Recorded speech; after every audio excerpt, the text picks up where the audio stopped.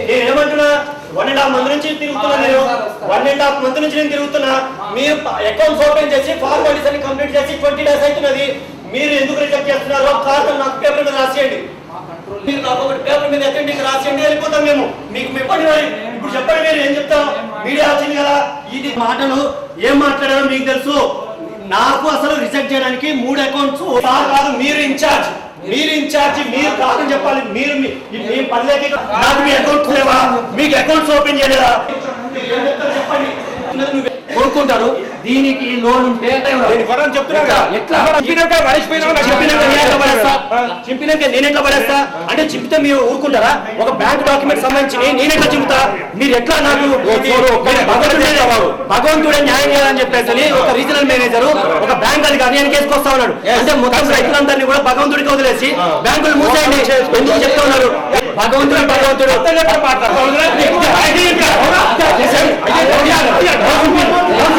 మీ బ్యాంకులో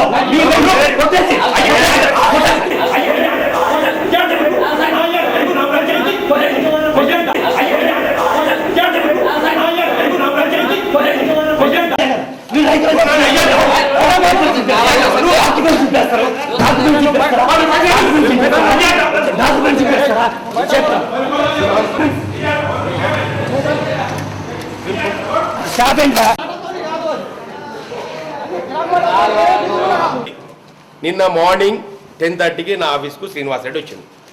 వచ్చేసి సార్ నాకు ఇక్కడ ముబారక్ నగర్ బ్రాంచ్లో ప్రాబ్లం ఉంది, మేనేజర్ లోన్లు ఇస్తలేడు అని అన్నాడు. అని 3 పాస్బుక్లు తెచ్చిపెట్టింది. 3 పాస్బుక్లు తెచ్చిండు. సార్ నేను ఈ ఓపెన్ చేసిన లోన్లు ఇవ్వలేదు అన్నాడు. అన్నాక సార్ నాకు అదివరకు 15 నుంచి తిరుగుతున్నా, సతాయిస్తుడు సార్ లోన్ ఇవ్వాలంటే అని అన్నాడు. వీటికి కూడా సంతకాలు కూడా అయిపోయినాయి సార్ అని అన్నాడు. అన్నకని ఇమ్మీడియట్గా అన్నా నువ్వు ఒక్కరిని చెప్తే నాకు పరిష్కారం కదా, మేనేజర్ రమ్మంటా అని చెప్పిన. అన్నాక మేనేజర్ రమ్మన్నా. 5 లోన్లు మాత్రం 2080 పెండింగ్ ఉన్నాయి సార్, అవి కూడా క్లియర్ కావాలి కదా అని ఆయన మేనేజర్ అన్నాడు చెప్పి. నేను అన్నాక మంచిది, నేను మళ్ళీ ఈయనతో కూడా మాట్లాడినా.